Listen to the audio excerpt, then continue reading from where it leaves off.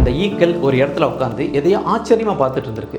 அப்படி என்னத்தை பார்க்குது அப்படின்னு பார்த்தா, தேனீக்கள் மலர்லேருந்து தேனை கொஞ்சம் கொஞ்சமாக எடுத்துகிட்டு இருக்கிறத பார்த்துட்டு இருந்திருக்கு.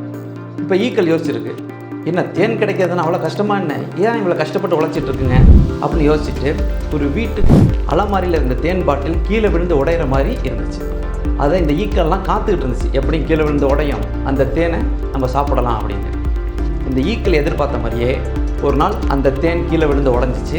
இந்த ஈக்கள்லாம் போயிட்டு அந்த தேன் மேலே மொச்சிக்கிட்டு அதை சாப்பிட ஆரம்பிச்சிட்டு அதிகமாக குடிச்சிட்டு போதும் இப்படின்னு சொல்லிட்டு பறக்கலாம் நினைக்கும் போது அதோட ரெக்கைகள் பூரா அந்த தேன் ஒட்டிக்கிட்டு அதனால் பறக்க முடியலை. எவ்வளோ முயற்சி பண்ணி பார்த்தோம், அதால் பறக்க முடியாமல் அந்த தேன்லேயே விழுந்து செத்துருச்சு. எதுவும் எளிதாக கிடைச்சாலோ இல்லை இலவசமாக கிடைச்சாலோ அதில் ஆபத்து இருக்கும் அப்படிங்கிறத அந்த ஈக்கள் உணர்ற. முத்து திரைப்படத்தில் ரஜினி சார் ஒரு வசனம் சொல்லுவார், கிடைக்கிறது கிடைக்காம இருக்கிறது, கிடைக்காம இருக்கிறது கிடைக்காது அப்படின்னு. அதே மாதிரி தான் உழைக்காம அடுத்தவங்களோட உழைப்பை உறிஞ்சி சாப்பிட்ற ஒரு சில நபர்களுக்கு ஒரு சில விஷயங்கள் கிடைக்கிற மாதிரி இருக்கலாம், ஆனால் அது கண்டிப்பாக நிலைக்காது.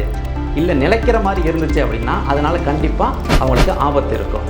அதனால் உழைப்பு மட்டும்தான் நிரந்தரமான உயர்வுக்கு ஒரே வழி.